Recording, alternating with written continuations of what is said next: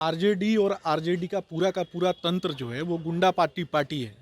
ये कहीं ना कहीं गुंडा समर्थित पार्टी जो है ये कुछ भी लगा सकते हैं। बिहार के और देश के सबसे बड़े समाजवादी नेता हैं, तो वैसे नेता को भी ये लोगों ने ठगने का काम किया। लालू जी जैसे भ्रष्टाचारी व्यक्ति के बेटे को भी सुधरने का मौका दिया, तो वो तो सुधरे नहीं। राष्ट्र हित के लिए, राज्य हित के लिए जब वो अपने कर्तव्यों का निर्वहन करते हैं तो ये भ्रष्टाचारियों की जो मंडली है उनके ऊपर आरोप लगाती है। रामधारी सिंह दिनकर ने कहा है, क्षमाशील हो रिपु समक्ष तुम विनीत हुए जितना ही, दुष्ट कौरवों ने तुमको कायर समझा उतना। नमस्कार, आप देख रहे हैं हमारा बिहार 24/7। मैं हूं आपके साथ शालिनी सिंह।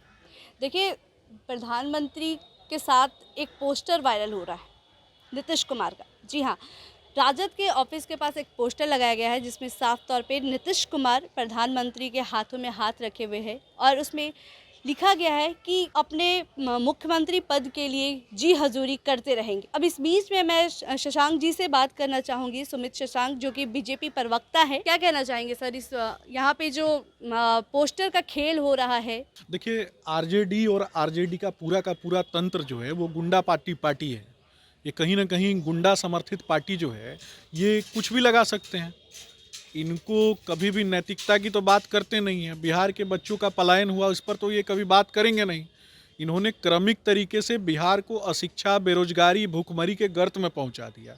भैंसों का चारा चोरी करने वाले जो लोग हैं वो राष्ट्र निर्माण की तो बात करेंगे नहीं। आदरणीय देश के यशस्वी प्रधानमंत्री आदरणीय श्री नरेंद्र मोदी जी के नेतृत्व में वसुधैव कुटुंबकम की नीति पर बढ़ता हुआ भारतवर्ष विश्व के मानचित्र पर तिरंगा लहराने के लिए क्रमबद्धता के साथ आगे बढ़ता जा रहा है। तो इसमें कहीं ना कहीं समाज के अंतिम पायदान पर बैठा हुआ जो व्यक्ति है वो आदरणीय प्रधानमंत्री नरेंद्र मोदी जी के नेतृत्व में कार्य कर रहा है। दूसरे तरफ बिहार के एनडीए के हमारे जो नेता और बिहार के आदरणीय मुख्यमंत्री, जिन्हें देश की यशस्वी प्रधानमंत्री आदरणीय नरेंद्र मोदी जी ने कहा था कि बिहार के और देश के सबसे बड़े समाजवादी नेता हैं, तो वैसे नेता को भी ये लोगों ने ठगने का काम किया। वैसे नेता ने लालू जी जैसे भ्रष्टाचारी व्यक्ति के बेटे को भी सुधरने का मौका दिया, तो वो तो सुधरे नहीं। तो जो आदमी सुधरा नहीं, मौका देने पर भी नहीं सुधरा, तो ये लोग तो इसी प्रकार का गुंडा तंत्र चलाते हैं ना। ये तो कुछ भी लगा देंगे, किसी को कुछ भी लिख देंगे। ट्विटर पे एक हैशटैग काफ़ी वायरल हो रहा है, सुर्खियों में आया हुआ है, हैशटैग तेजस्वी नहीं झुकेगा। देखिए, एक रामधारी सिंह दिनकर ने कहा है, क्षमाशील हो रिपु समक्ष तुम विनीत हुए जितना ही, दुष्ट कौरवों ने तुमको कायर समझा उतना ही। तो पूरा का पूरा जो इंडी अलायंस है ना, ये कहीं ना कहीं कौरवों की मंडली है। ये लोग सिर्फ अपने अपने परिवार का बिजनेस चलाना जानते हैं। इसमें आप मुझे बता दीजिए, एक तरफ मुलायम परिवार, स्टालिन परिवार, मुफ्ती परिवार, लालू परिवार, नेहरू परिवार, ये परिवारवाद की पूरी मंडली है जो अपने अपने बेटा को, अपने अपने पुत्रों को जगह दिलाना चाहते हैं, मंत्री पद दिलाना चाहते हैं, उनका बिजनेस सेटल करना चाहते हैं, राजनीतिक बिजनेस जो है वही बनाना चाहते हैं। दूसरे तरफ समाज के अंतिम पायदान पर बैठे हुए व्यक्ति के सपनों को पूरा करने के लिए वचनबद्धता के साथ आगे बढ़ने वाले देश की यशस्वी प्रधानमंत्री आदरणीय नरेंद्र मोदी जी हैं और भारतीय जनता पार्टी का नेतृत्व है। 17 करोड़ से भी ज़्यादा कार्यकर्ता भारतीय जनता पार्टी के गांव, गरीब और अंत्योदय के सिद्धांत पर कार्य करते हैं। सनातन संस्कृति में बसा हुआ भारतवर्ष और कहीं ना कहीं अखंड भारत के उद्देश्य के साथ काम करना जो है, सिर्फ अखंड भारत की जब बात होती है तो हम सिर्फ परिकल्पना नहीं करते, हम इस उद्देश्य के साथ सतत प्रक्रिया के अनुसार कार्य करने वाले लोग हैं।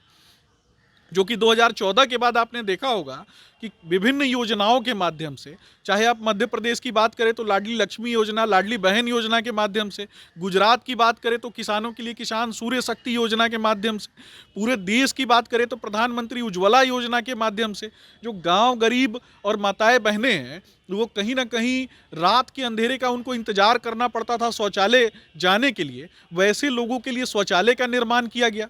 तो कहीं ना कहीं हम छोटे छोटे कार्यों के निष्पादन में भी विश्वास रखते हैं। जिस तरह से आप देख रहे हैं कि भाजपा पे एक और इल्ज़ाम लगा रहे, राहुल गांधी के द्वारा लगाया जा रहा है कि विपक्ष मिटाओ सेल ईडी और सीबीआई के जरिए हो रहा है, क्या कहेंगे? देखिए, ईडी और सीबीआई में कौन लोग काम करते हैं? जो जन सामान्य वर्ग से आने वाले जो लोग हैं, उन्होंने ही तो तैयारी करके, परीक्षा दे करके उसमें स्थान हासिल किया है। और कहीं ना कहीं राष्ट्र हित के लिए, राज्य हित के लिए जब वे अपने कर्तव्यों का निर्वहन करते हैं तो ये भ्रष्टाचारियों की जो मंडली है उनके ऊपर आरोप लगाती है। तो एक तरफ सामान्य परिवारों से आने वाले जो लोग हैं वो हैं जो कि राष्ट्र के लिए काम करते हैं, राष्ट्र हित के लिए काम करने वाले अधिकारी हैं। जब बंगाल में ईडी में कार्यरत अधिकारियों के ऊपर पत्थरबाजी होती है, उनको चोट पहुंचाया जाता है, जब कहीं ना कहीं उन्हें अपमानित करने की कोशिश की जाती है, तो इन जैसे भ्रष्टाचारियों की मंडली ने कभी उनके समर्थन में तो बात की नहीं। ये पूरा का पूरा भ्रष्टाचारियों की मंडली है जो टुकड़े टुकड़े गैंग की गोद में बैठे हुए लोग हैं। ये राष्ट्र निर्माण की कभी बात नहीं करते, देश की एकता की कभी बात नहीं करते, अखंडता की कभी बात नहीं करते, गांव गरीब के और अंत्योदय के लिए कार्य करने वाले लोग नहीं हैं। भाजपा के अलावा जो भी विपक्ष पार्टी है उन सभी को लेकर के अगर बात करें तो भ्रष्टाचारियों में क्यों डूबे हुए हैं लोग? देखिए, भारतीय जनता पार्टी के नीति, नियत और सिद्धांत को समझने की आवश्यकता है। हम भारतीय जनता पार्टी के कार्यकर्ता सतत प्रक्रिया के अनुसार अंत्योदय के सिद्धांत के लिए कार्य करते हैं। हम कभी चुनाव के लिए कार्य नहीं करते हैं। हमारे यहाँ आप चुनाव के दौरान भी जितनी भीड़ आपको दिखाई देगी उतनी भीड़ हमारे यहाँ लोगों की अन्य समय पर भी दिखाई देगी। इसके पीछे कारण क्या है? क्योंकि हम विभिन्न योजनाओं का क्रियान्वयन करते हैं। अभी हाल में हम जैसे जो भारतीय जनता पार्टी के प्रवक्ता हैं वो भी गांव-गांव में जा कर के आयुष्मान भारत योजना के माध्यम से कैसे आम जनता जो है वो लाभान्वित हो सके, इस विषय पर बात करते थे। तो कहीं ना कहीं जब अंतिम पायदान पे बैठा हुआ व्यक्ति हो, चाहे मध्यम तबके से आने वाला कोई व्यक्ति हो जिसके पास पैसे नहीं होते हैं और उनका बच्चा अगर बीमार होता है, उनके घर में उनकी पत्नी बीमार होती है या फिर उनका कोई भाई बीमार होता है, माता पिता बीमार होते हैं, जब उनका इलाज जो है वो दुर्लभ हो जाता है, तो उस स्थिति में आयुष्मान भारत योजना के माध्यम से जब उनकी जान बचती है तो इसका क्रेडिट किसको जाता है? हम क्रेडिट लेने के लिए काम नहीं करते हैं, ये भी समझने की बात है।